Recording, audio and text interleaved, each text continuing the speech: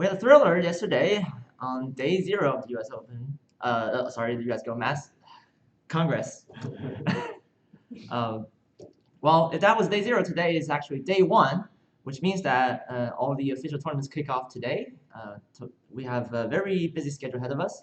So we begin this morning live from the University of William and Mary in Williamsburg, Virginia, with our biggest and most prestigious tournament called the U.S. Masters. Now, this is a 9-round mathematical tournament.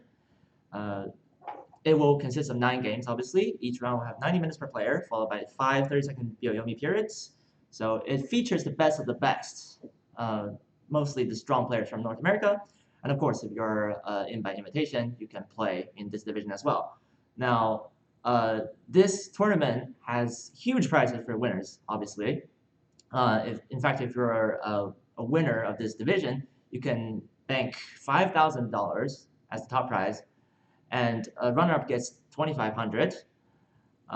And most spectacularly, if you're the best scoring North American player, you get $2,000 extra. So that is very nice as well. Notice that in the event of a tie, it might be divided. So yeah, this is a very prestigious tournament. We have been following this tournament format for about 4 years now. This is our 5th year in the running. In 2014, it was won by Mark Lee, AGA 7 Dan. In 2015, and the years following, we have had strong players coming from abroad to compete in this tournament. So as you can see, it's very, very, the standard of play is very high. Now, we do have a very strong field this year. So let's check out the pairings for today. So we're going to be mainly focusing on board 1, Andy Liu versus Zirui. So that's our board 1 game of the day. Andy will be taking white. Now, they played each other once before on previous occasions in AGA tournaments. Andy has come out on top on that occasion. They're both the professional. Andy is affiliated with AGA. He's one of the original pros. They are both very strong contenders in US Masters. As you can see, they played really well in last year's tournament. Andy scoring 7 wins out of 9, and Zirui 6 out of 9. However, Zirui is obviously trying to better his record, as he has done so for the past 3 years. He's trying to maybe make it past 6 wins this year. While Andy is trying to perform at his best level as well, having won this tournament already in 2006. So now the game's already started. We are going to return with more commentary, but now let's check out how the players are doing in the strong players room, and we will be right back after the break. So we're only showing the top 7 boards in this the graphic here, but we actually have 18 players. So it'll be very exciting to see clashes between veterans as well as debutants as they experience their first very Masters. Standing alongside me, however, is someone who's really experienced in doing all these commentaries and obviously in playing Go. So we're very happy to welcome Stephanie Yin, one professional from China. Hi, Stephen. How's it going? Good. How are you? This is my first time to see a 2-9 professional in the Master division. Yeah. It never happened before. Yeah, I was. Very exciting. We just found out about it last night, so we're gonna have a very interesting matchup. Certainly, Mhm. they might play each other. You know. Yeah, I It's, think so. They will because they're super strong. One is from China and one is from Korea. Yeah, so that'll sort of be interesting. Yeah, we have a great Congress ahead of us. How is it going? Is this your first day, or did you arrive yesterday already? I didn't arrive yesterday. I actually 2 days ago because we competed at a City League final yesterday. Yeah, so we're lucky and we won the finals against the Washington D.C. yesterday. So Stone Zirui is representing Washington D.C. for the City League. I don't know if he just lost yesterday by high Oh five. yeah. I don't know if you heard about it. And I don't know if it will affect his game today or he's still in his pace. Yeah. We saw a very thrilling game yesterday with We had commentary with Yodokdong Lee, Mhm. Chibudong Professional. We were streaming that game in particular. Mhm. It was a half pointer, so it's gonna. He just sometimes, lost the half point yesterday. yeah. And there are chances missed by both players, really. So Mhm. it must be at least it must take time to recover from that. Yeah. But yeah, this tournament he's playing the Masters as well, so we Mhm. should. He should have recovered already. Mhm. Yeah. Yeah. It's how usually professional will control their mood and emotion. Yeah. Mm-hmm. Okay, so shall we start? Yeah, I guess we're kind of done here. They've played quite a few moves already. Mm-hmm. Apologize for the graphics. We'll be fixing that shortly after. Still saying Panda not AGA, so it should be US Masters, but it's okay. This is obviously US Masters as we speak, and we'll be doing a quick fix after that. So let's take a look at the game. Tensong playing black. Mm-hmm. And Andy is playing white. Yeah. So this game is kind of a surprise to me because usually Andy's style is very fast, but they only played like a 50 moves so far. It has been 1.5 hours already since the game started. Okay.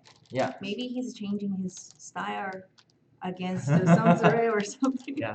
He's facing a very strong player right now. Yeah, we've known Andy before. He's known for being unpredictable. Right? Yeah. I definitely saw the Surrounding Game documentary, so he was a legendary character in that. So okay. So he's definitely a played very a interesting guy. 2-star point in a row. And okay, large enclosure. So nowadays people kind of stopped the smaller one is because the AI.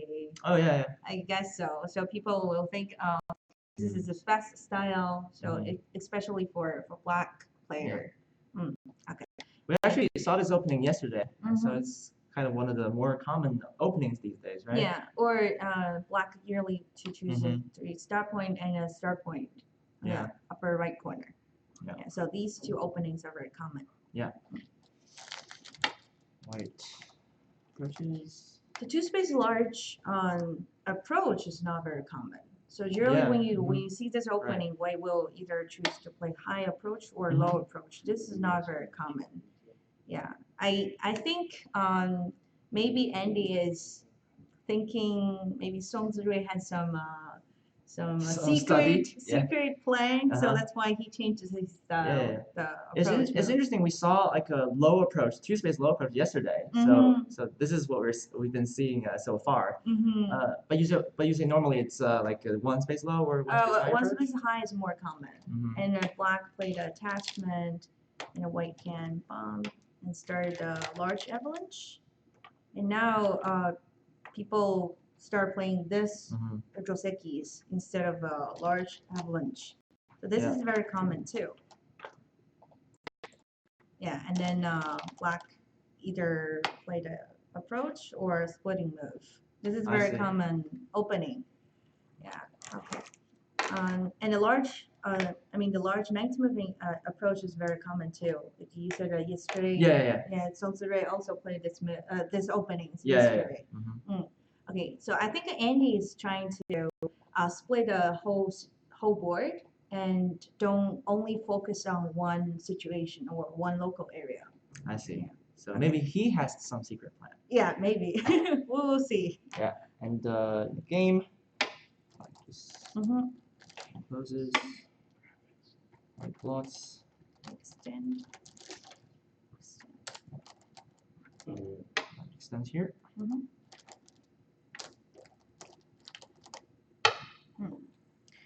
Okay, so generally when you see the two-space high approach, when you see the Chinese opening, I'm sorry, the Kobayashi opening, and then white play this high approach, very common, and then you play this move and white block and extend and white extend. So usually black only extend once and then pincer, but in the actual game, since black doesn't have the two stones on the side, if black just pincer right away, the corner is so weak.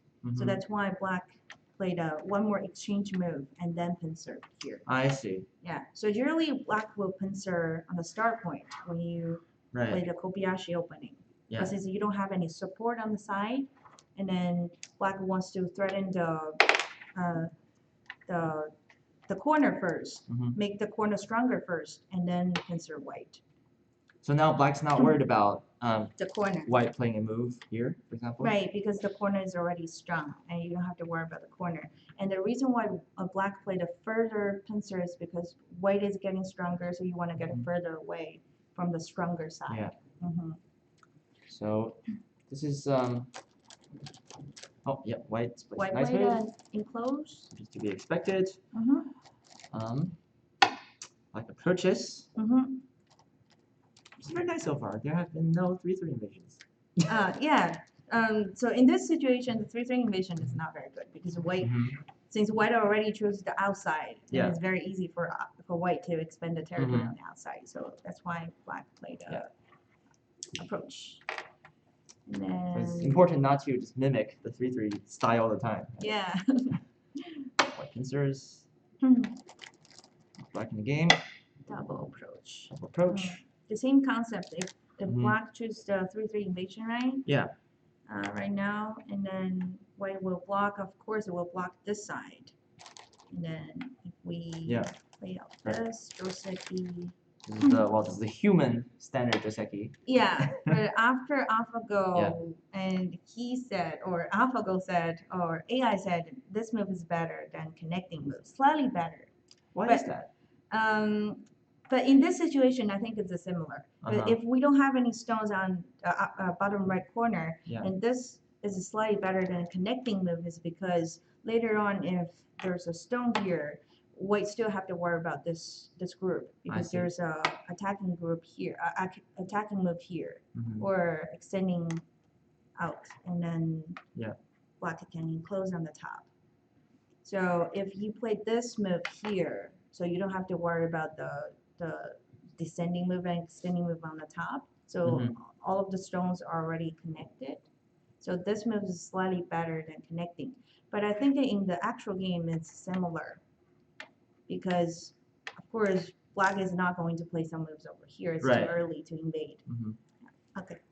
So it doesn't matter so much. It doesn't matter so much. Yeah, but it's amazing how AlphaGo's thoughts have transformed even just one of the most fundamental Josekis. Right? We've always learned this as young players. This is like the standard, but even that has changed. So it's just amazing how Go keeps evolving. Yeah.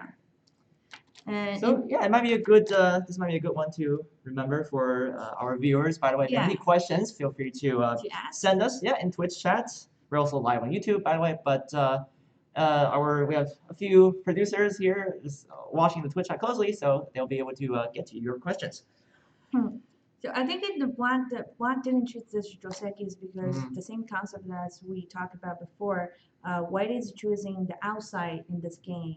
So black doesn't want to give a lot of stones to white so that white can expand the territory on the outside. So that's why black chose the double approach here. Right. And the classic Joseki is white played attachment move and black make this exchange and then go to the corner. Yeah. So when you see this variation compared with the last variation we talked about, white is weaker. White gets something on the side, but is weaker than the last variation. But the territory in the corner is similar for black. So this variation is slightly better for black compared with the last variation. So that's why black chose the double approach. Yeah. So so it seems like white has always two options when it comes to a position like this. White can either attach this way or this way. So, but in the game, obviously white attached here. But how would you make the decision here? It's because, like what I said just now, if white chooses the classic Joseki like this, so white is not very happy with this because it's too strong. This variation is too strong for white, but the gap here is too close. So you don't have a lot of space to expand. So you have to notice what's around. Right. So for example, if this corner is white, this should be good for white. But since black already take the corner, and then white only has the stones with the 3 to 4 space extension, it's not very big territory here. Yeah, not to mention that there's also like a slide right underneath. So there are a lot of territory here. I see. Okay, so that's why white chose attach to the other side. And like Hane's normal continuation. And we've seen this in the past before. There are different ways of responding to this. We've seen this, the extension, or taking the corner here. In the game, however, Black decided to attach.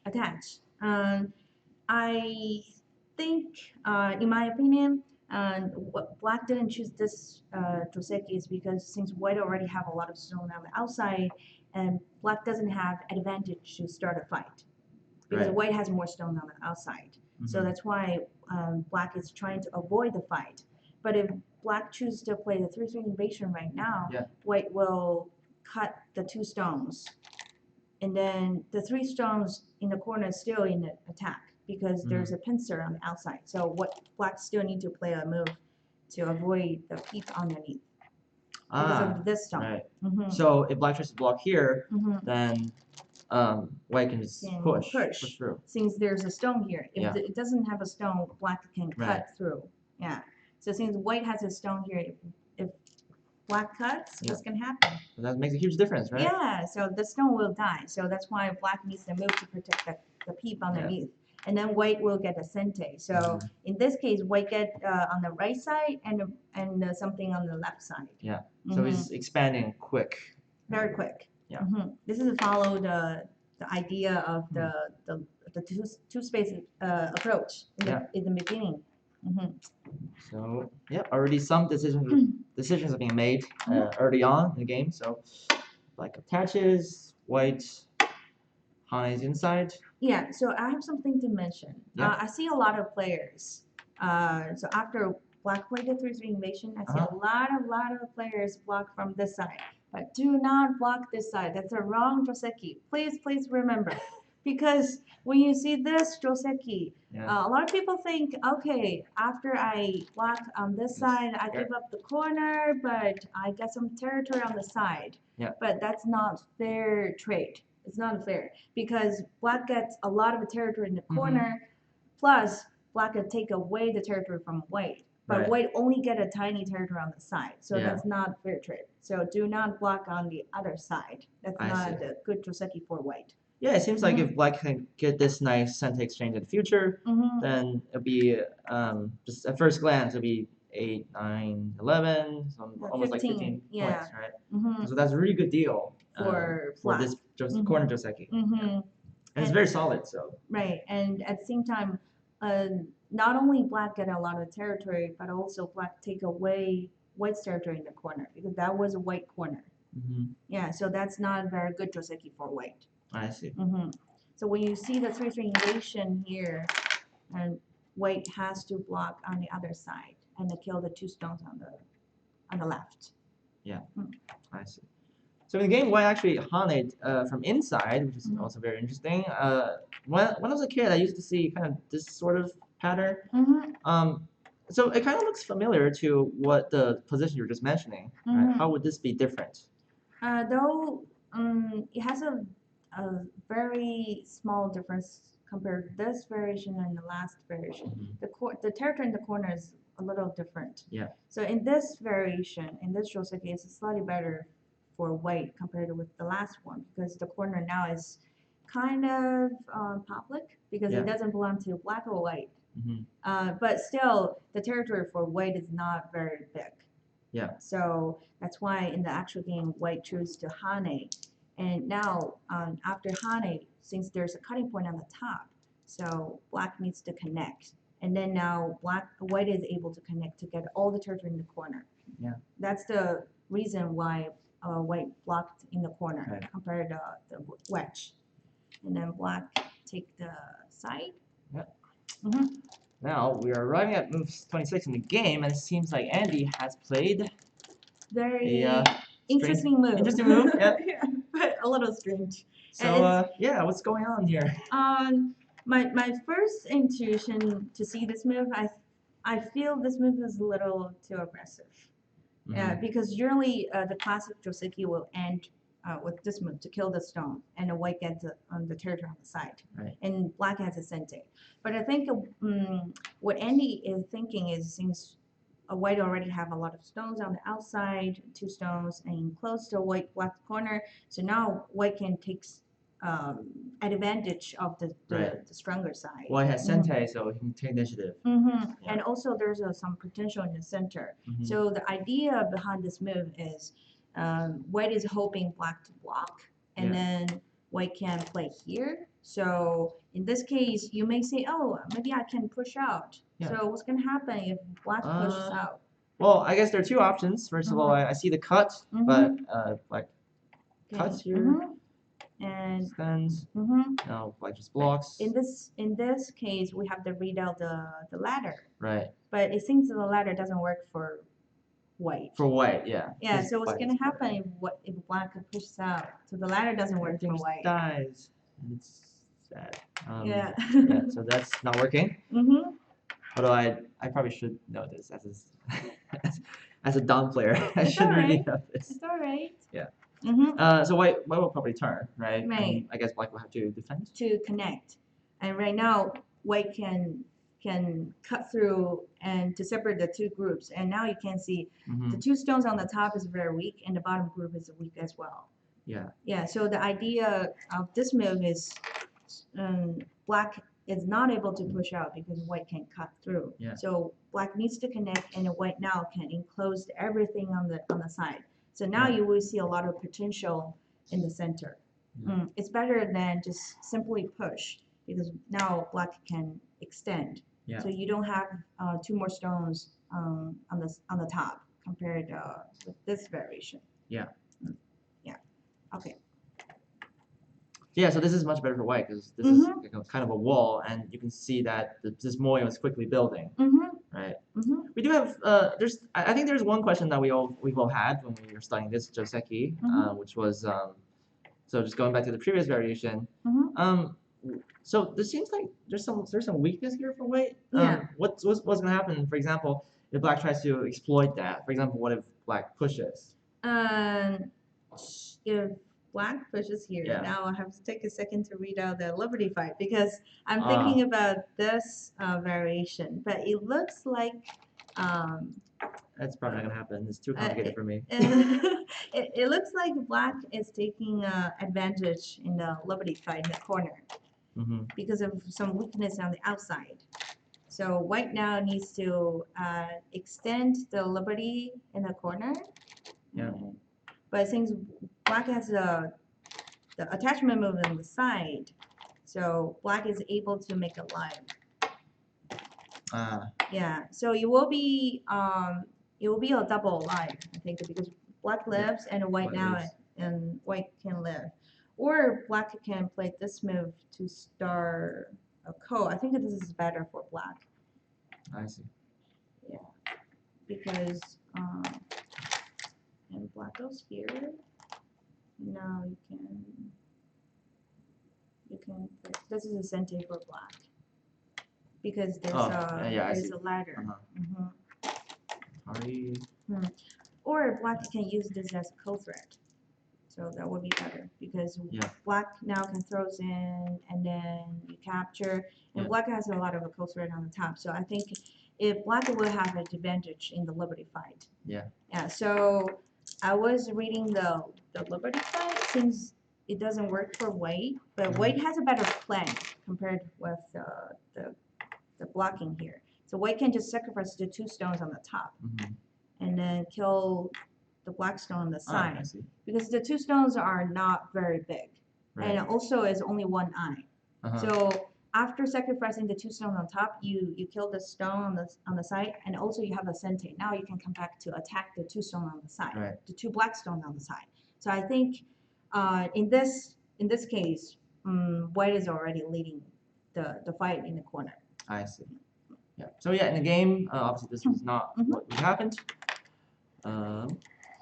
Black chose to fight. Because if you want to fight, you should extend or push here right away without that exchange on the side.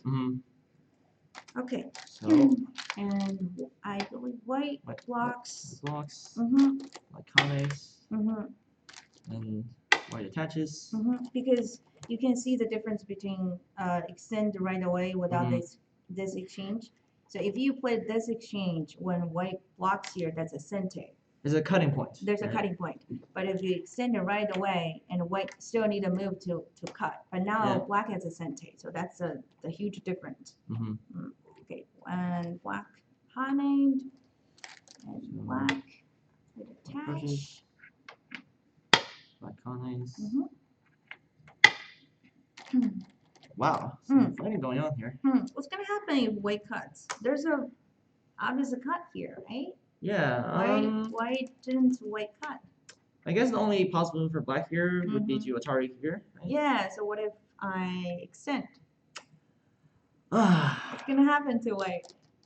To make go time again. So I mean, there are two Ataris here. Black and Atari this way, but white can just escape. So once again, that's not so important, I guess. But black and Atari here. Right, and make white to connect and die. Right, white connects, and then the whole group will get captured. Right. So that's why the cutting point doesn't work right now for white. So white has to honey on the top and still try to separate separate blacks, right? While retaining his own shape. Atari's what next? Like lights move on top. The fight looks very complicated because I feel when I look at this situation, I feel black has a harder job to fight because it has a lot of cutting points. Yeah. So when you see a lot of cutting points, then your group is not as strong as your opponent if your opponent doesn't have any weakness. Right. So when you look at the white corner, white is very strong and solid, but black has a lot of cutting point on the outside. Yeah. So I'm worried about what black right now. Yeah. So it's because it seems like oftentimes when we say we try to decide who's ahead in the battle, we just try to look at how strong their shapes are, right? And in this case, black has a lot to defend. Yeah. So after this move, I think, and maybe we can ask Zirui after the game. I think maybe he would feel this move is a little too early. Defiant. Yeah, because when he sees this move, he might be a little bit angry because Andy played a very confident, sort of attacking style. Yeah, an aggressive move, and so he wants to defend or counterattack right away, but that might be too early. Yeah. So sometimes when you see a overplayed move or aggressive move, you should always be calm and analyze the board situation first, and don't get mad and don't get don't flip the board. Yeah, exactly. Okay. So, but you're saying you should resist the temptation to just play the obvious counter move, right? You should read out this position first. Yeah, maybe that aggressive move is not that good when you look at it. Yeah, but you just feel it's not very good, so that you get angry at that time. But after you review your game, you say, that's not a big deal. I can just just settle down. Take a deep breath. That's okay. Okay. All right. So in the game, this is interesting. And then white to nukied. Yeah. Oh, that's surprising. I thought white is going to do something over here. Is he going to do a ladder breaker? You're talking about this cutting point, maybe? Yeah. Because without the stone, there's a cutting point. However, if white plays her directly, then obviously, as we've said, this ladder doesn't work. Right, the ladder doesn't work because white doesn't have any stones over there. If you do the ladder breaker right now, it's too late. Right. Yeah. So that's why I think white is trying to do something over here first, so that white can cut. Okay. Yeah. So for those of you who don't know, by the way, what a ladder breaker is, it's kind of as a setup move. So it's playing elsewhere. So hoping to achieve something while trying to set up the ladder at the same time. So yeah, it's a very advanced technique. However, black it seems like he is aware of this ladder situation. Yeah. Black connects. So usually when you see this move, this is not a very good exchange move. To all of the audience, don't play this exchange move to black because you will help black to get corner stronger. But since white is looking for the cut here, so this exchange move in this situation is good. But usually it's not very good exchange. How should we play normally when approaching this kind of two-space low enclosure? You can. It depends on what side you want to invade. You can, if you want to invade on this side, then you should just invade right away and live underneath. If you want to do some reduction move, that's. Do you know what's the difference between invasion and reduction? I guess with invasion, you just kind of you go deep, right? You want to kind of it's like destroy your opponent's territory. When you go swimming, you dive. Yeah. And reduction is you swim. Take a dip. Yeah, you swim. On the surface. Yeah, so if you want to reduct the territory, reduce the territory on the top, you can play the cap here. I see. Or attachment. That's more aggressive. Yeah, more aggressive move. Or the shoulder hit as well. Yeah, so normally you can just play the cap here to reduce the influence on the in the center. Yeah, but in this case, this obviously is a special move, and it's obviously Andy Liu style. He's known for these. More importantly, this move is looking for the cut here, so that's why black tanuki'd. If black can respond this move, and white now will just cut right now. Yeah, I mean, if the ladder doesn't work, for black, we'll see that black's shape is broken, right? There's no way to reconcile. So now you have 4 cutting points, but you can only play one move. That's impossible to fix all the cutting points. The divine move. No. You're reddening. Yeah. Okay.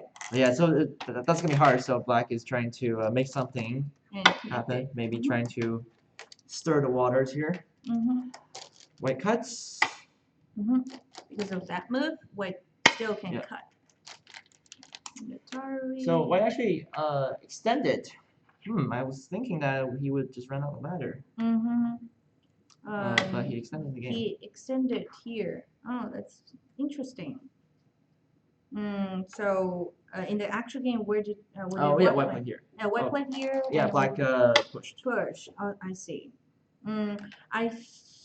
I think the reason why white cut here first before extend is because if white extended first, and now white is giving up the stone on the side. Yeah. And then if you keep extending here and say black left underneath. Yeah. And if you cut here again, black is not going to attack here anymore. Right. Black will just sacrifice just 2 stones. Because they're no longer that important. Right, because you already live underneath. The 2 stones are not very important. Right. You can just sacrifice the 2 stones and take care of the other big group.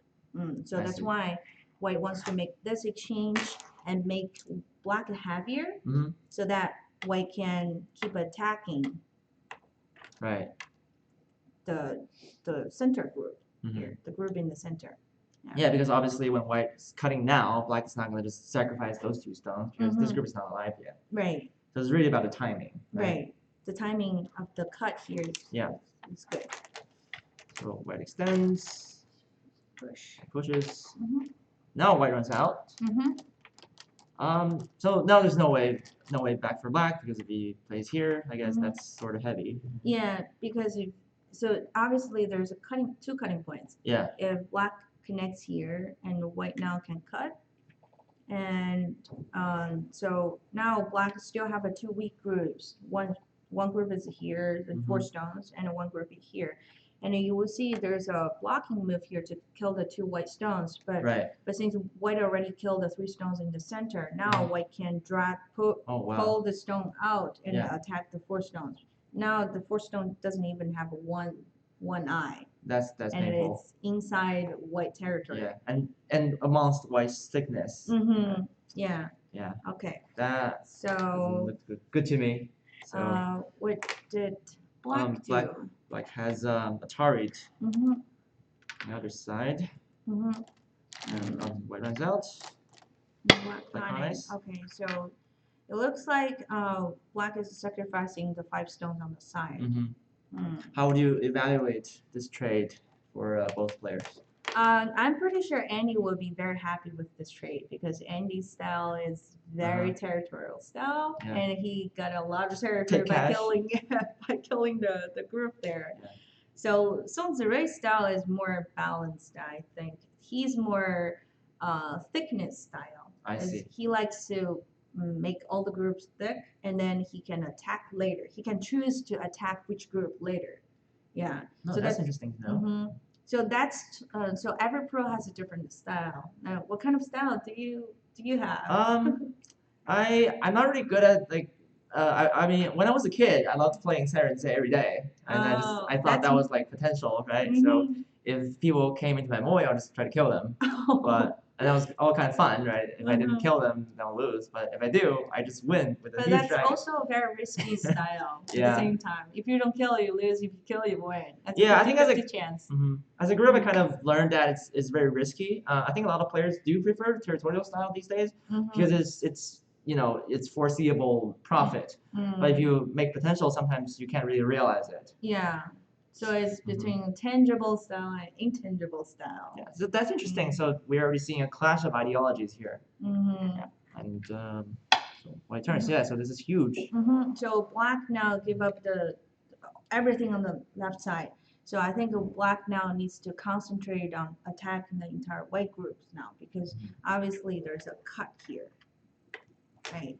So after killing the 2 stones here, black now is very strong. So black needs to do something to punish white. Yeah, to recover the loss.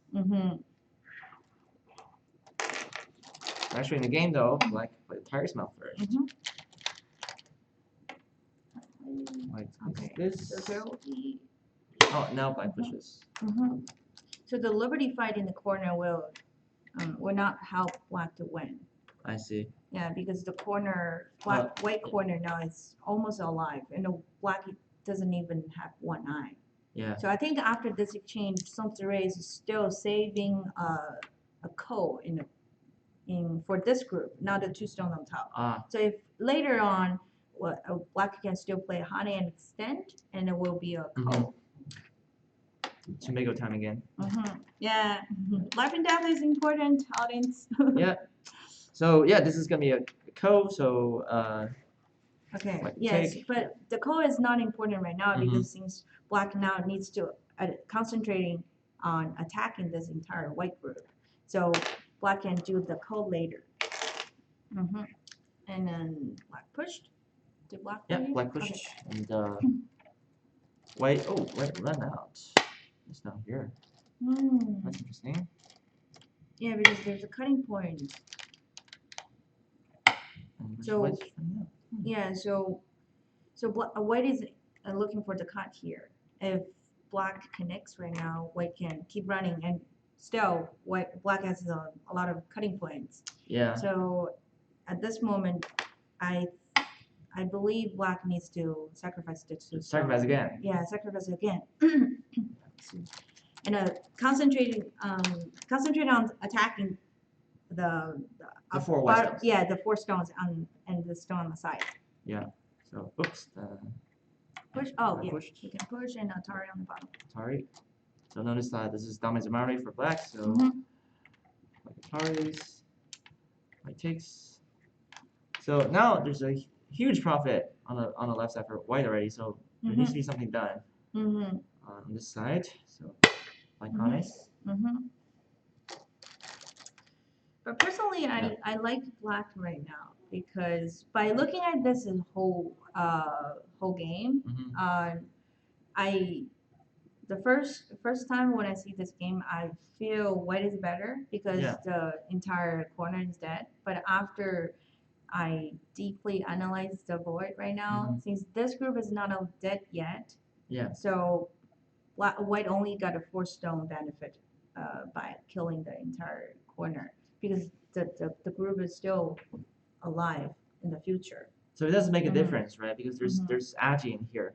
If they're if this group is completely dead, that would be very good for white. But since the group is still not dead yet, white needs to actually move to kill it. But now it's more important to start a fight in here. So I believe black will have a chance to start a call later because now black has an initiate.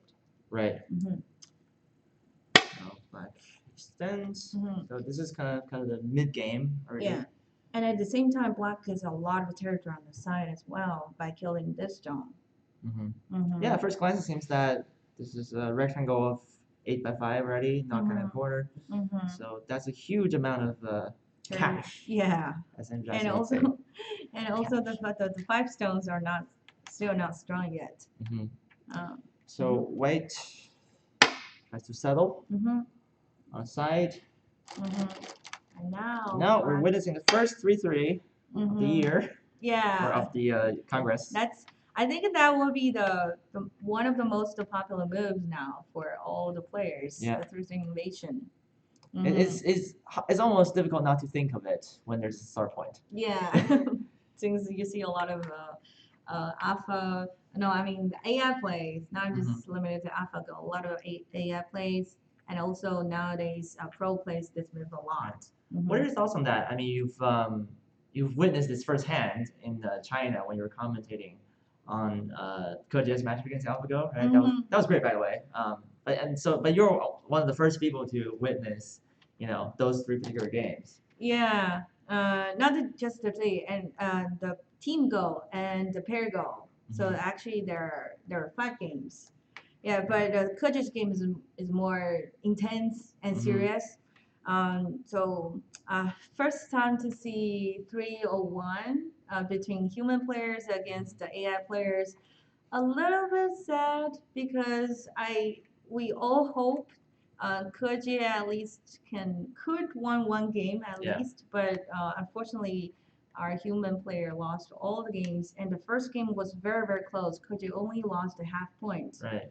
Yeah, but that's also a very good sign to show all the players, to all pro players, have a better teacher now, because when you go to a very high down level in the pro levels, you don't find a lot of teachers can teach you stuff. But after AlphaGo showed up, now a lot of pros are very happy because we can see a lot of different concept of Go and a lot of amazing moves. Yeah.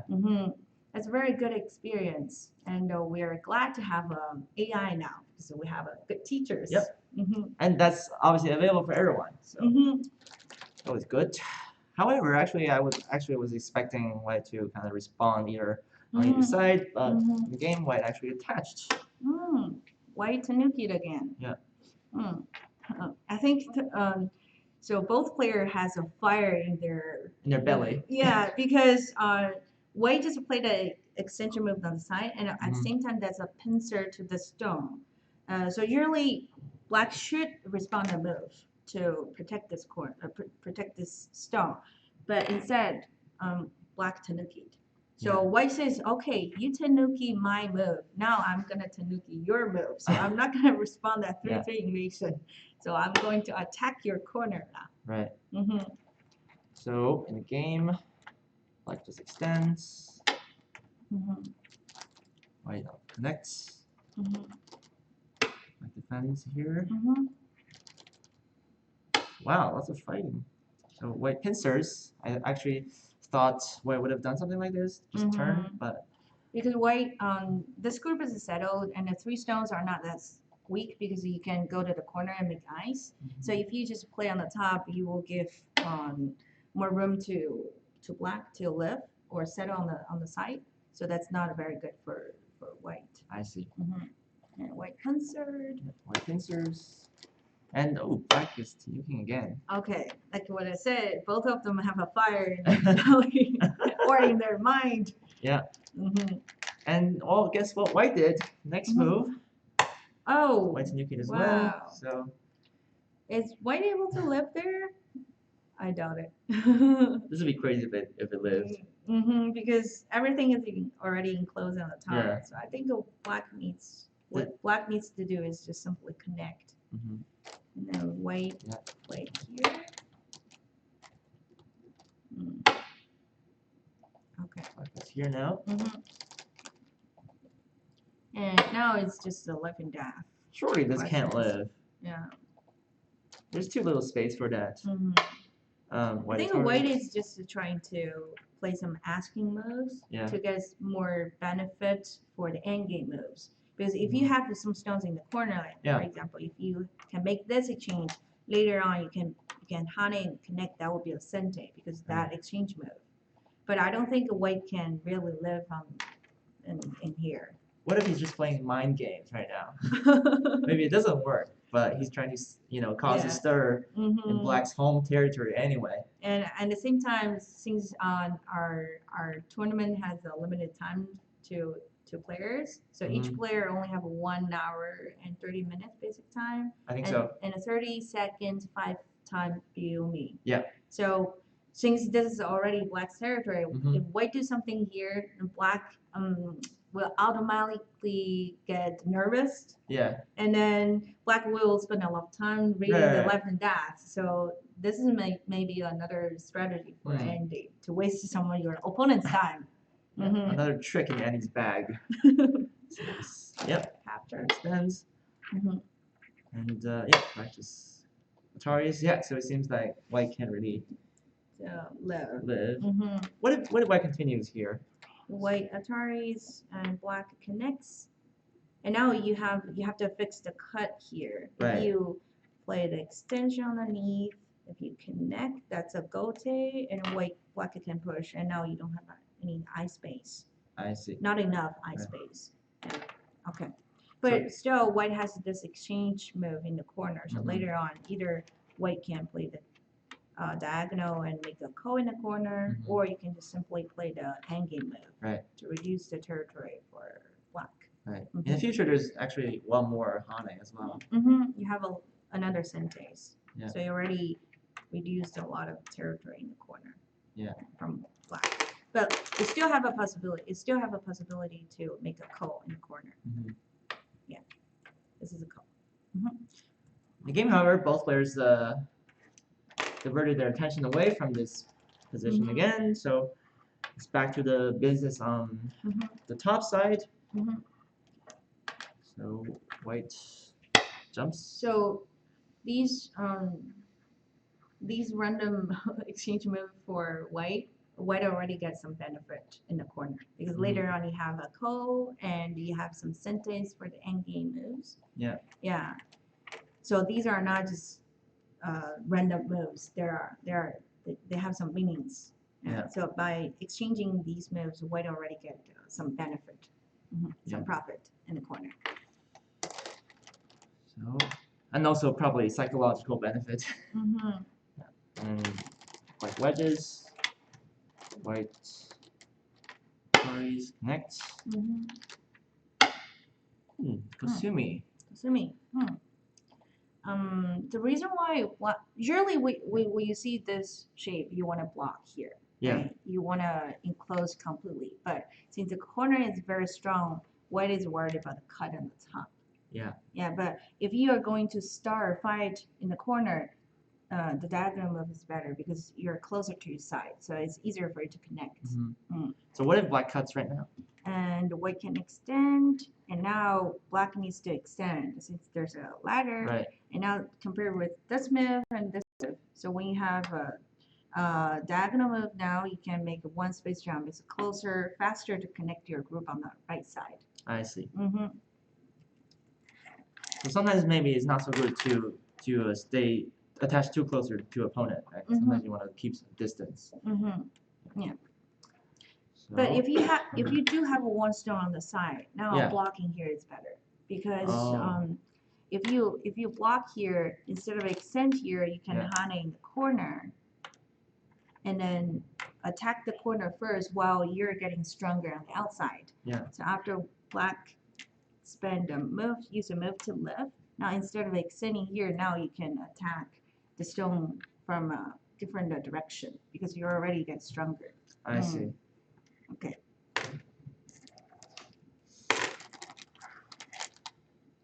So in the game, actually both players teamed again in this local corner. Oops.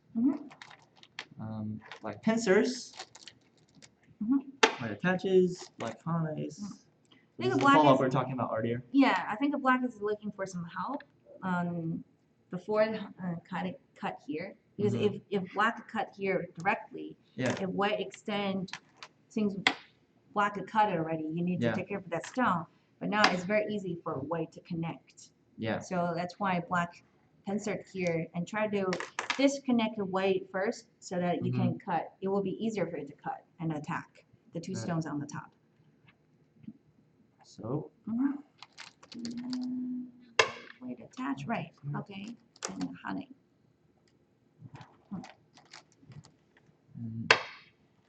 Ataris.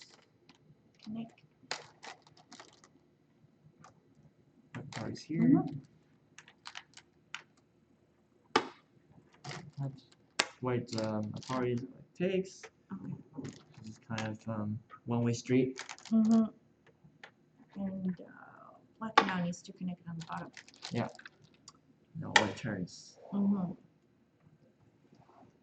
Okay. What do you think of this local sequence here? I think it will be a fair exchange for both black and white. So black has some territory in the corner, plus there's some sentes here, so that black is it's easier for black to connect since black has more stones in the corner.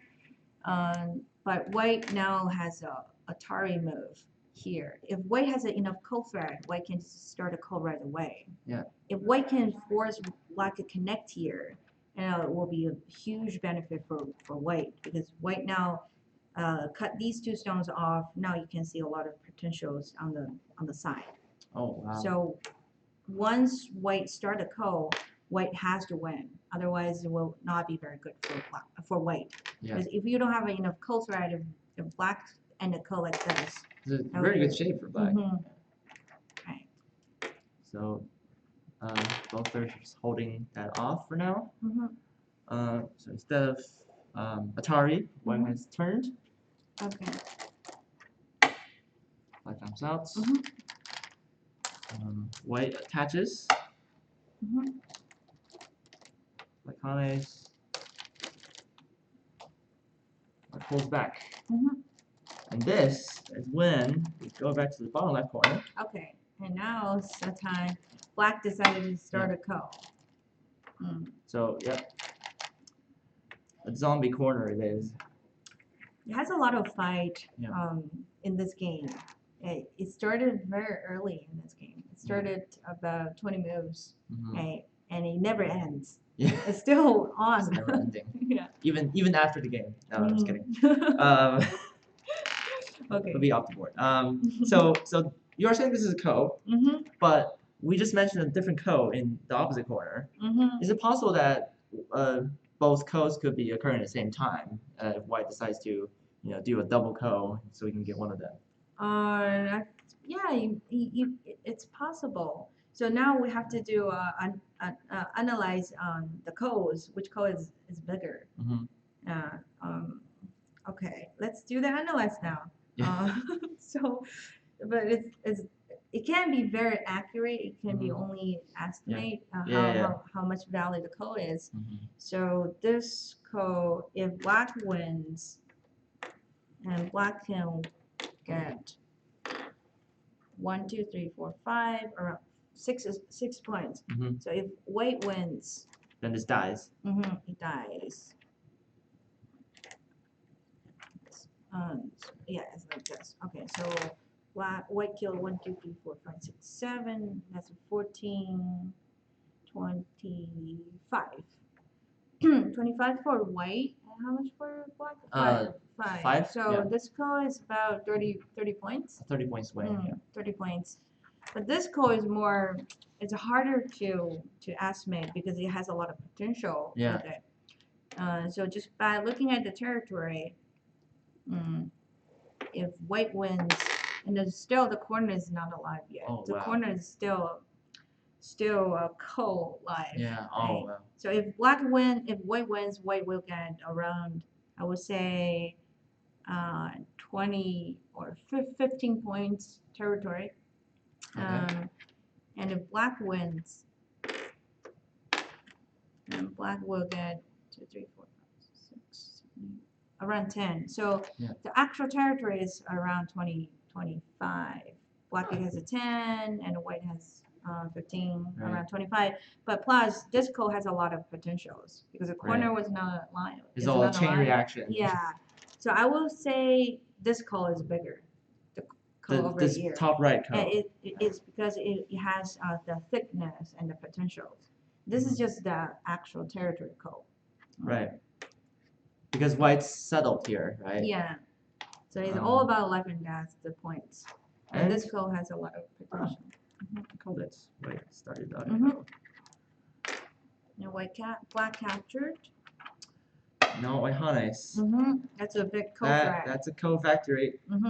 For those of you who don't know, co-factory is a region rich of co-threads. It has a lot of code-thread. Yeah. So it's all. I told you, it's all part of Andy's master plan. Okay, and white capture. Connects. Oh no.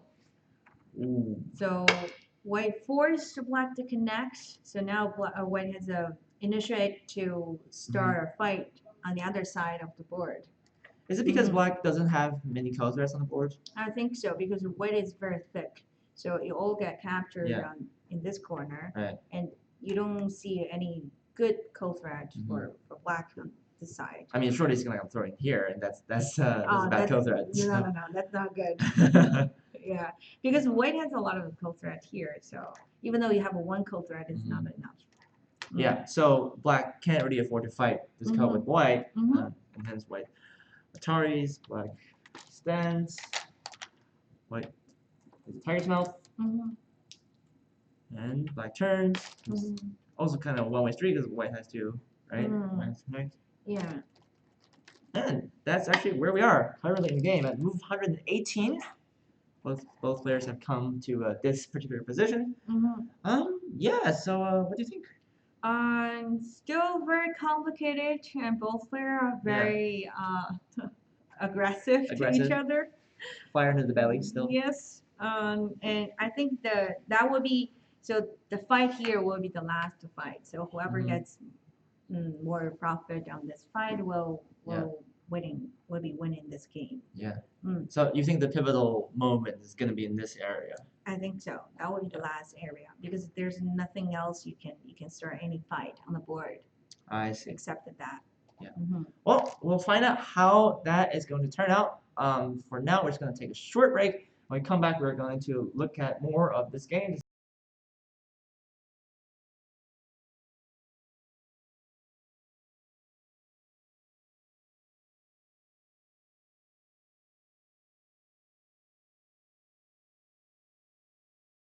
Month live from William and Mary in Virginia. We're back. We're looking at this board one fight between Andy Liu, one professional, and Zirui one professional. I'm Stephen Hu once again, and this is Stephanie Yin, one pro, joining us today for the commentary. We were just left off at move 118, I think. Just we're talking about the first half of the game. It seems like there's a lot of fighting going on. Both players seem to have tanukied a lot and play a lot of aggressive moves.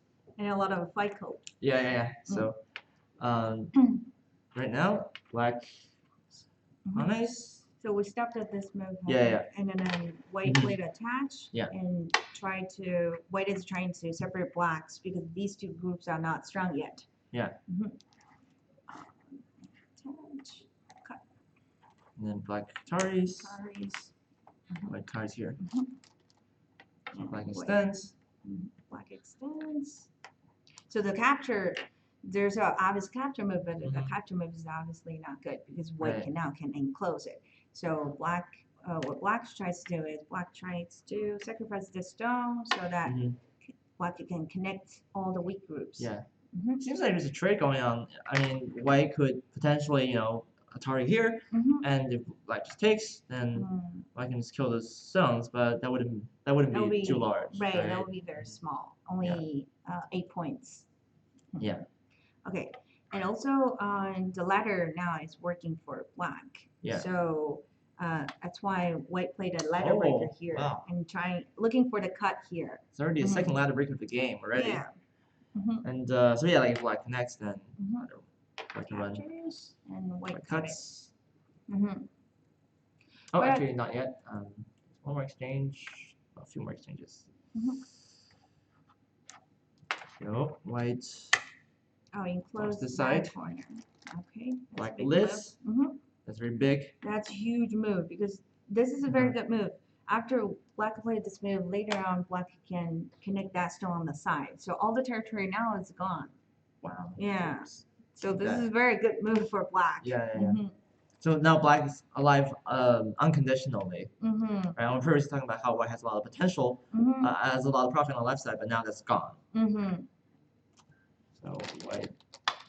Just white is here. Yeah. Okay. Sente. Now white does a ladder breaker.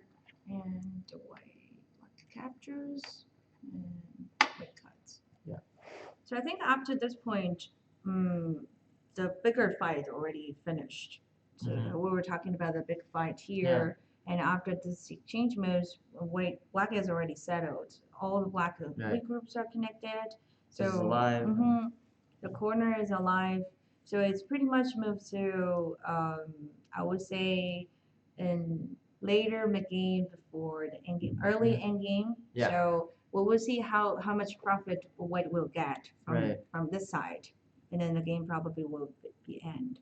Yeah, it'd be kind of nice if white gets a lot of profit in this area, but obviously it's black's turn, so he's not going to let white accomplish that. So black tries to reduce. White just... That's a sente. Yeah, sente move. White actually attaches. So this is an interesting choice. I think I would have just... So why doesn't white just play here? So this move is a very good move too, because if white just simply respond, and then there's some other sentes, I would say, around here. So you may not notice that white actually have a weakness on the top as well. Yeah. So black actually can make this exchange first. And to set up the cuts. to prevent white connect to connect on the top. Yeah. So now after this two black stone in the center, the two white stones now are in danger. Wow. So that's why white wants to white played here or attachment move. Play to attach. Okay. Yeah. So black in the game, extend it. Okay. And white tiger's mouth. And now black is really aiming at a cutting point. Right. It's because after these two exchange moves, now black has a cutting point here. So if black just cut directly, it's not going to work, because black has one cutting point here and another one here. So what will happen if white pushes and cuts? So black 3 stones will die. Yeah, so that's why I'm saying I'm saying the cutting point, the white cutting point now doesn't work for white because this exchange move on the top. But if you just simply block here, since you don't have any stones, white stones on the top, and at the same time you're giving more sente to black, so the cutting point now will work for black. I see.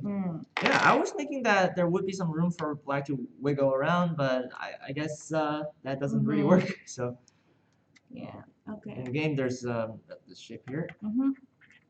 So after this move, the cutting point here, so black cutting point here is fixed already. But white has a cutting point, so that needs to be and white mended. Connected. Like nice. So the sente exchange again, and black keeps. Yeah, and then black now extends. It's pretty much end game already, because all the fights are already settled. All the groups are alive. Yeah, we don't have any life and death issues. Yeah. So now it's the first stage on endgame. So we do have a 2 stage, the big endgame moves and the small endgame moves. So any moves between 10 to 15 points, they're big endgame moves. Anything less than 10 or 5 points, that's small endgame move stage. Yeah. Okay. So we're in the first stage of the end game. We're still looking for, big pockets of points here and there. So yeah, black extends, it's big. And this is sente. And white Ataris, which is sente as well. Black takes. Oh, oops. Oh yeah, this wasn't here earlier. Oh yeah. Sorry. White didn't. Yeah, white. White Ataris. And then capture this sente. Black now needs to connect that. Okay. So white wedges here. Connects sente. Oh, oops. Ah, I assumed. Yeah. Black would connect there. Yeah. I jumped to my conclusion there. That's a 7 point. That's 6, 7, 8 points. 8-point move. I think on the board, there are a lot of moves are bigger than 8 points. For example, the monkey jump is bigger than. This is why I'm not one up pro. You're close. I need to calm down. Just look for the big moves. So yeah, white extends. What happens if white doesn't extend? And if white doesn't extend, there's something underneath because white, the liberty of white is very intense. Then there will be too short. Ah, I see. And there's only 2 liberties, and black could just kill it right away. Yeah, I was feeling there was something fishy with that shape. So that's absolute senti on the top. White needs to extend. Extends there. Keep senti, and black needs to. So why don't we? So after next white move, why don't we count the board and see who is leading territory? Sure. What do they? Oh. White played here. It's here. Like trying to make sure it's eye shape, I guess. And turns. My turns here. These are the sentis. Yeah. Yeah. There are a couple of sentis over here, and after the sentis, we can. Right. Start counting. Oh, yeah. Nope. White extend it, and extend it one more, and white connect, and there's a cutting point, so black needs to fix. Also ensuring there's eyes. Yeah, there are 2 eyes. Okay. So there's only one part which is not decided yet, which is here. But it's very difficult for white to decide whether white is going to block on the top or on the bottom. Because if you go on the top, black now can connect on the bottom, so you don't surround anything. But if you go on the bottom, black can still invade on the top. Yeah. Yeah. I guess there's also like this extension, right? Yeah, it's also a senti. Yeah. Okay. In the game, white plays a nice move in the top left corner first. Comes back to defend. Okay. Black connects. White connects. Connects. Black connects here. I can't help noticing that there's something. Is there something going on in this area? There's some oddities, I think. Okay, let me. So 1, 2, 3. Okay, so if black goes here, white blocks. Yeah. If black goes, but I don't think black is going to win the liberty fight, but black can get some profit. Seems like he's one liberty short. White, right. So after black captured the 2 stone, white has 1, 2, 3 liberties, and black has 3, and white goes first. Yeah. So white will win capturing race. Right. White will win the capture race or liberty fight, in other words, but black can capture other stones on the outside by senti. So 4 stones in senti there. That must be huge profit. Yeah. So although right now both players have turned their attention to the top left corner, so maybe this is something we'll come back to. Yeah, it seems like there is some agi in that area. However, white has no beat in the top left. Black Hana. White Hana is here. So after this move, black connected, right? And white pushed. Yeah. Okay, I see. Okay. Is there something related to life and death here going on? I don't think so.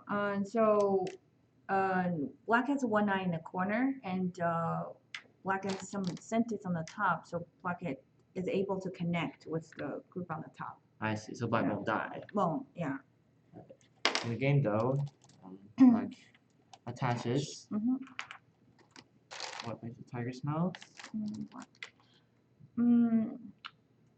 But the problem is, since white pushed through to the corner, black lost a lot of territory in the corner. So how would you evaluate this sequence? Yeah, so I was thinking about whether this move's good or not. I'm not very sure about this move. If I were black, I would just block in the corner to ensure I'm alive 1st, and plus I have some points in the corner. Yeah. So when black pushes here, I don't see how much value black get after what black push. But white, at least white gets something in the corner. Is black worried about this large group, or not really? I guess there's still that. Right. So the two stones are dead. These two stones are dead. I wonder.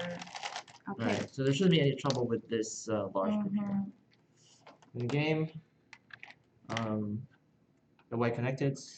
It takes. Yeah. So now white Ataris get all the territory in the corner, but black didn't. It seems black didn't get anything. I mean, black connected. Yeah, stone, but it's not a lot of profit at all. The 8 points in the corner, more than 8 points in the corner, are all gone. And plus white gets 1, 2, 3, 4, 5, 6, 7, 8 points. So 5 turns in the game, and we're actually caught up again. But this is move 193, so I would expect players to. Yeah, so I think both of them are probably in the building time. So they I think so. Yeah, I think they'll pick up speed very quickly at this stage. So we might be able to stay for the finish, right? Okay, it's possible. So but yeah, that was like a Sente sequence for white, right? Right. How would you who do you say is ahead now? So why don't we count the board right now? Yeah. So now it's white's turn. Is it It's white's turn? Yeah. So he's probably gonna fix this, maybe. Yeah, that's a very big move. So since the fight over there is already finished, is there anything on? So I'm assuming white will block here. So it's 10, 16, 20, 25.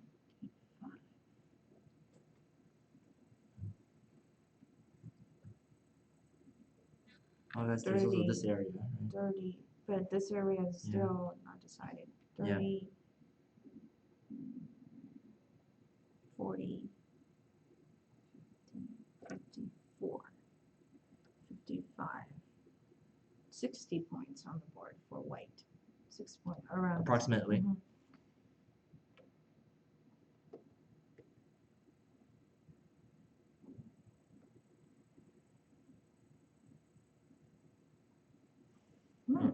There's a around 53 points. Let me count it again. That's sounds very big. So how do you count so quickly? Do you do it in pairs or? Yeah, so usually I do tens. So when tens. Yeah, so when you see this corner is a 6 and plus 8, that's 8, and you can add. So you're really just adding up the rectangles, right? That's faster. That's a faster, especially when you're in the building time. You have to count very fast. That's. Yeah, we might be able to see the time information here from our official game recorder. And it seems that actually no, we don't have anything really, but so around 50 points. It should be in your 55. And then yes, 60, 55, 60, 60, 61, 62, 63. Around 63 for black. How many does white have? You said about 60? Oh, okay. But it's an approximate, right? Because black, this area is kind of unsettled, and in the game, black has played the extension. So I guess I'll just play out the moves as you count. Okay.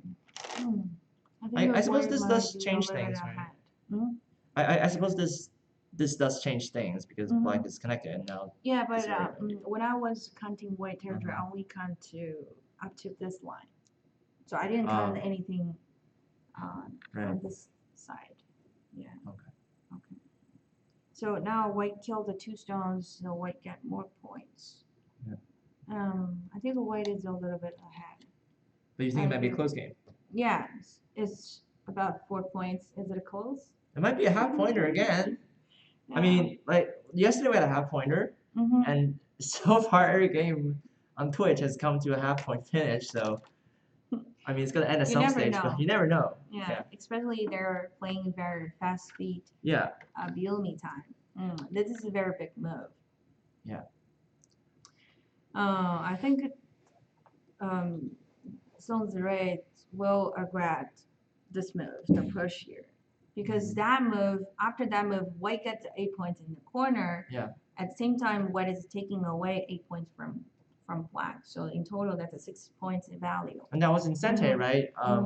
So when after Black pushed here, that was like a Sente exchange. Okay, so why don't we? So let me kind the board again. Okay. Since we have a more exchange move on the board. Yeah. Then I'll just kind of play the moves out. So we're currently at move 108. And Kari's seems like that's a sign of time Suji there.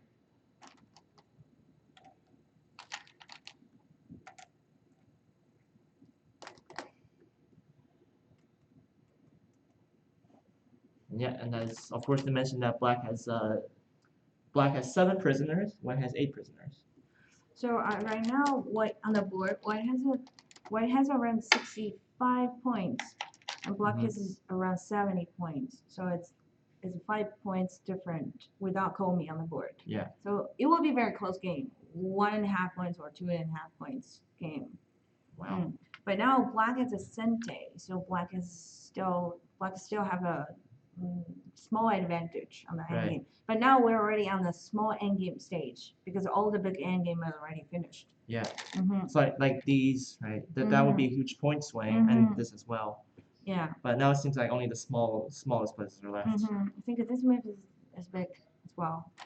How would you evaluate the value of that? So if Black plays here, how many points is that worth?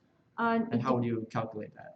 It depends on whether this move is double Sente move or single Sente or double Gote. So generally in any game, make sure you always play the double Sente moves on the board. Yeah. It's like there are free apples on the board. Whoever gets it goes to that person. Is it a good example? So let's say if this is the double Sente. If you play here, let's say White has to respond. And now you get 3 points here. It's kind of 3 points for Black here. And if you don't play this move, let's kind of White as well. So White has a 4, Black has a 3. Yeah. Okay. Remember that. Maybe I'm going to forget. Okay. So if White plays this endgame move, so Black only has a 2, and White has a 5. So that means... So, well, previously, White had 1 less point for Black. So after but now White has 3 more points than Black. Because White has 5 and Black has 2. Right. So White gets 1 more point, plus Black lost 1 point. So this move is a double Sente 2 points. Because if Black goes here, Black gets 1 more point, and White has less 1 more point. So whoever plays that move will get another 2 points. Make sense? No, it's a little confusing. Yeah. Is it? Well, it's hard to do in Byoyomi, I think. Yeah. No, it's actually for professionals. It's not that hard. You just count the points, and then you will know automatically. So I'm never going. So that's 4 points. So after this move, you get 1 more, and Black gets 1 less. So 1 plus 1 in total because we're evaluating the move, the value of this move. So 1 plus 1, that's 2. So whoever gets this move get 2 points. So that's a double Sente 2 points endgame. So you're comparing both situations, right? And then just calculating the difference from that, right? Right, exactly. Yeah, and well, actually, that's not where they played. In the game, obviously, Black peeped in this kind of large area because there is still some stuff in there.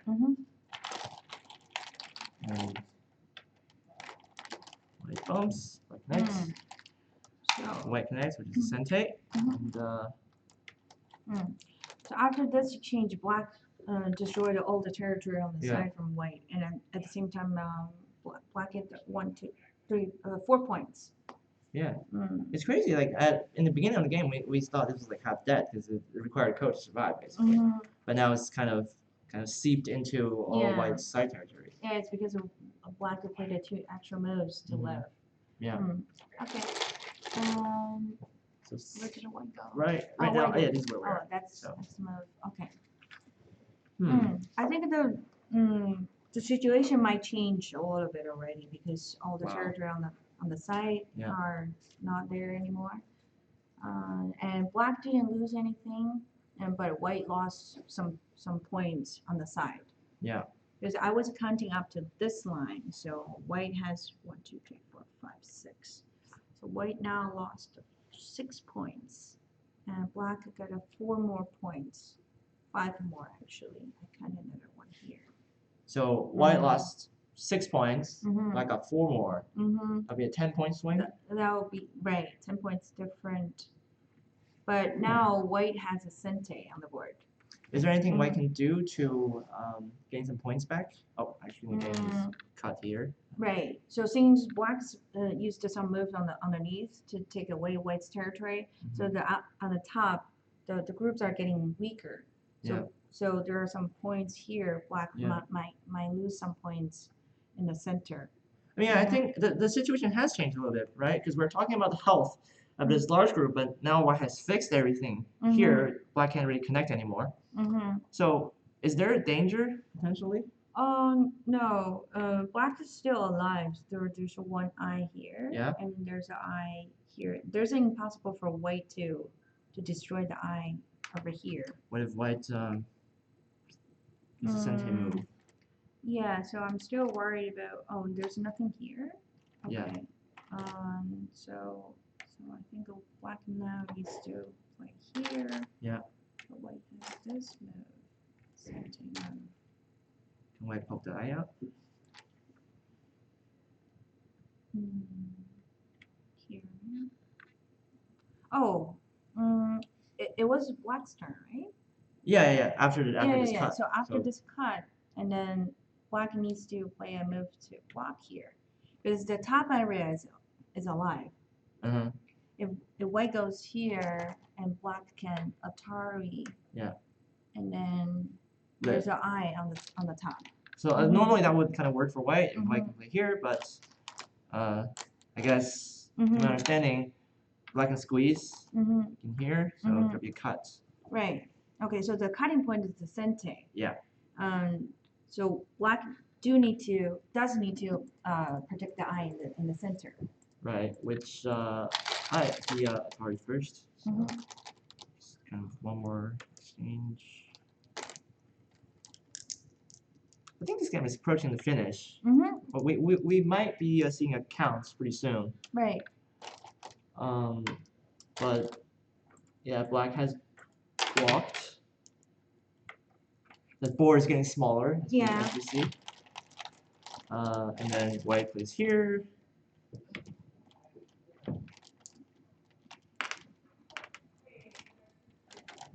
Yeah, so, black now needs to connect. Right. With the eye on the top. So there are 2 spaces. So black now is safe, and the top is safe. Okay. I think this is the last biggest end game. Oh, white actually, one more move. That's natural. It's a white cente. Yeah. I think black can play this one. Yeah, black needs to go there. Yeah. To form an eye. Now it's necessary to spend an extra move. I mean, I suppose white could get like a cente move there, sort of. Right. So these are the white centes, but you can play anytime. Anytime. White holiday's here. So yeah, that's probably gonna. Connecting. There's still some stuff in this shape. Right. So this is a cente for white for sure. Yeah. But they're still using their viewing time, probably counting the territory on the board. So what is the best way to use the Byoyomi? Some players, just play really quickly, like they spend 5 or 10 seconds and they play the move. But some people just really wait until 28 or 29 to press the clock. What do you think is the best way to utilize that? all about your choice actually. So which way you feel comfortable to do it, because some people they get nervous and scared by counting down to 28 because they don't move quickly, and then the time will go to the next period. Right? It's happened before. I almost lost the game because I pressed the clock 1 second late. Okay. And I lost the period. period. Oh, you lost your period. Okay. Yeah, I lost my UMB. It was so sad. Okay. So I would suggest people to, if you're not, you're still trying the Bill-Me method to play a game, I will say up to 20 seconds or 25 seconds, you should play the 25 seconds. 25 seconds. Yeah. That seems like a good advice for players. So yeah, black blocked here, and we're still continuing with Endgame. We do have a question from audience. Oh, that's right. Why did white play N15? That's I think it's here instead of defending the left side. Oh, I see. So yeah, it was this. Yeah, it would be a lot of moves before. Yeah. Before black invaded there. Yeah. Because when black slid in, there was a lot of points lost. So this is a huge move too, because if white doesn't play this move, say if black goes here, that would be a sente move. Yeah. So white needs to defend. Yeah, defend on the top. So black will get at least 4 points for sente black plus, destroy the 2, maybe 3 more later. I mean, I guess there's like this, right? And white connects. There's this tower in sente. Right. So I would say that's around 4. More than 4, that will be 6 points sente. So it's not smaller than that one. So this is still bigger. You think it's still necessary, right? Because that's a sente move. This is a gote move. Right. So that will be a different. But since white played here, it's taking away with black's sente. So yeah, great question, by the way. So keep them coming. We're very happy to answer your questions here. White pushes here. I think we're gonna see a count pretty soon. In about maybe 5 minutes. So white descend? Yeah, white oh, 1 second. So yeah, white blocked and then large point. Yeah, that's the biggest one. And then black blocks. Black took first. Oh, okay. And white pushed. And then to be honest, the order I guess doesn't matter so much. And then white took back. No, yeah, white is taking the stone. So yeah, there aren't many more places left to play. Black squeezes. You can connect. And now we're approaching move 240. This is not as crazy as the 308 move we saw yesterday. So yesterday, there's something very interesting. So I finished the board 3 first. Yeah. And then Andy's game and Ryan's game are still going. Yeah. And both of them run up the stones. So 2 boards run up the stones. So they have one of them traded the prisoner stones to each other so that they can get extra one. So do you take away equal amounts? Yeah, because they played a lot of code, so they capturing a lot of stones on the side. So you can use your 5 prisoner stones to trade your 5 stones back. Yeah. So that's a free trade. But both of them, I mean, both boards run up the stones. Wow, that's crazy. Yeah. Were you spectating any of those games? I was very concentrating on my game, so I didn't look at their game. But how was your game? Did you feel good? Yeah. My game was it has a lot of fight in my game as well, so that's why I didn't have time to look at their games. Yeah. Oh, yeah, but congratulations, by the way. Oh, thank you. You've This is our first time to win the Silly League. Yeah. New York team. We're just saying yesterday that there will be a new winner this year because previously it's always been Los Angeles or Vancouver. But yeah, this year it's we have a new winner and it's Ryan's 3rd consecutive year to carry his team to the winning post. So yeah, it's very good news. But yeah, of course, back to the business. Like pushes here. We don't have many more moves left, by the way. It's gonna be pretty fast finish from here. So white blocks, black pawns, yeah, turns, and white Ataris. I suppose black can run out, but white can just also run out. Yeah. Now we're almost at the dominate stage. And I think this is gonna happen.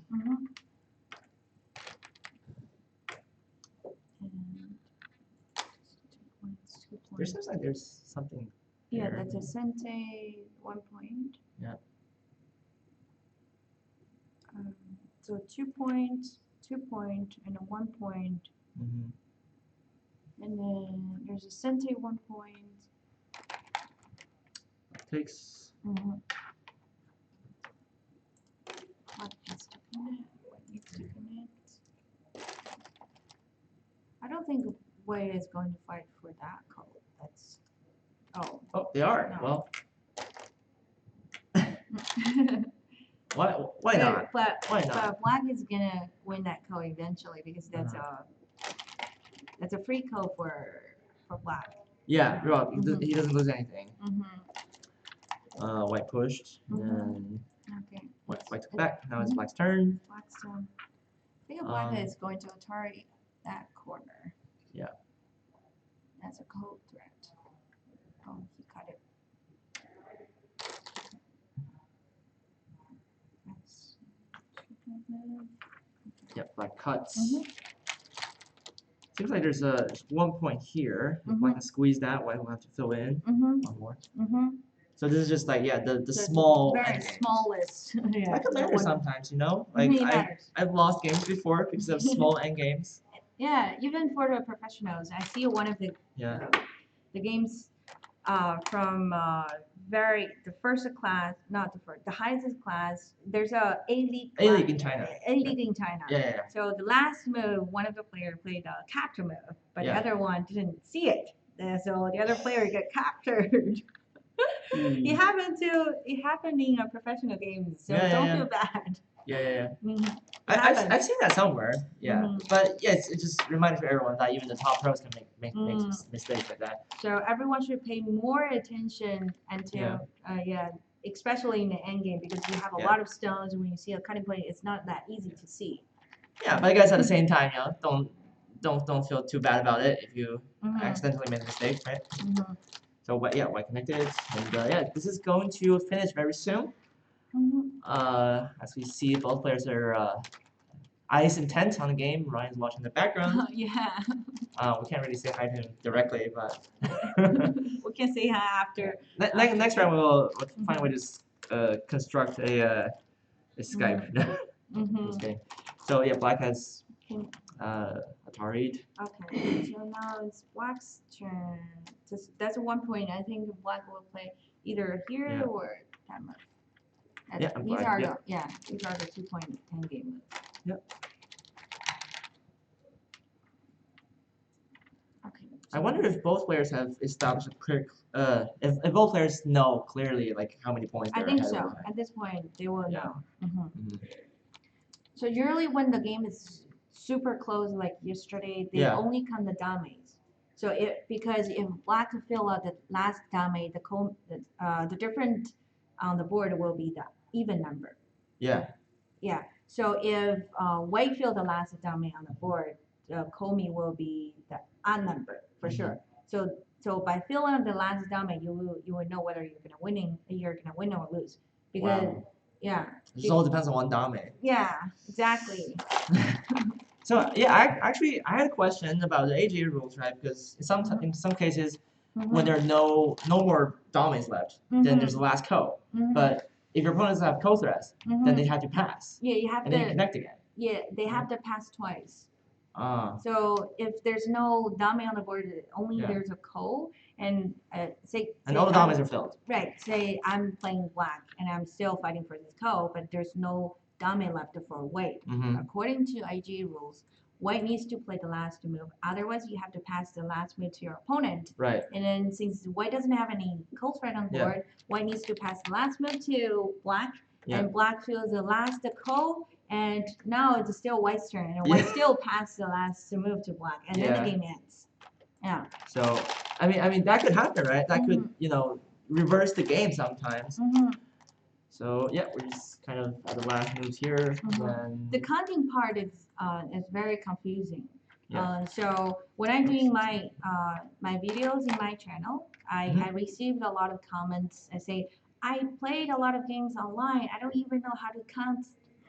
Actually, they don't know how to remove the stones and count. Yeah. Maybe we can demonstrate that method today. Okay. Since we're very close to the end. But yeah, just speaking of that, Stephanie has a great channel on YouTube. You should really check that out if you're watching. It's called the New York Institute of Go, right? It's NYIG-Go, and you should be able to find it. I think before the stream you told me that you had very professional producers. That's what I've heard. Yeah, the producer is from Major League Baseball director. Wow. He's managing all the background, the TVs, the screens, and how do you know these people? yeah, he used to take lessons from me, and he's very passionate about Go. That's great. So he likes to offer to help, and thank you for him. Thank you for the pro. Thank you for the promo. Yeah. Yeah. Yeah, so that's great. We really love channels like this providing Go content to our Go learners of all ranks really. Because I've seen your channel. You have like videos for all different ranks, right? You have some videos for DOM players, for SDKs, and for WGQ. So even for beginners. So I think that's great. I think it'll be nice to keep it up, and everyone go subscribe. Yes, we will. Yeah. Oh. So yeah, we maybe can demonstrate that today, but let's finish the final I think moves. one of them resigned because they're cleaning up. I see. We'll see the. We should get a word from our producers here. We should see announcement. Yeah. Well, maybe you can do a count to find that out. Maybe we can. Okay, so now we don't have any. We have the 2 codes here. And then we don't have, we have the 3 codes. Oh, it looks like the game is stopped at 279, so maybe Andy resigned here? I'm not sure. Wait, let me... Let's check out the official relay here. So I don't think... I see. Andy resigns. Yeah, okay. So since we're already very close, let's demonstrate how do we count. Yeah. Yeah, let's do that. And are we? Yeah. So white played the last dame on the board. Yeah. So the game is So black and white do not need to pass the stones to each other because white played the last move on the board. Yeah.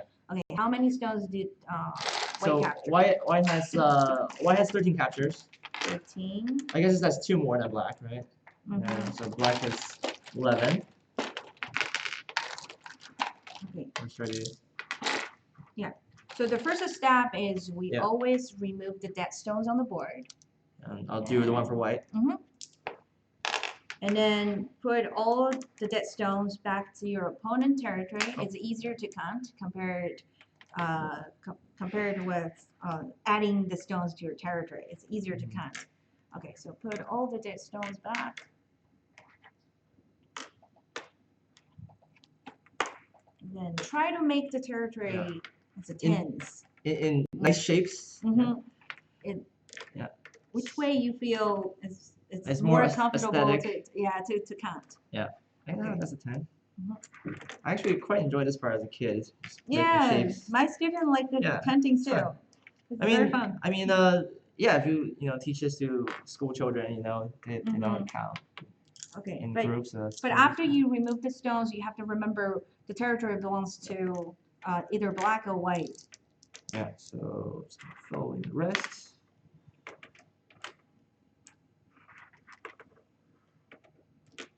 Oh, look at that. Beautiful shape. Beautiful shape. Okay, so this is white or black territory. I think this is white. So white has 10, 20, 30. Oh, wow. That's an 8-point difference. So white lost half point. I guess so.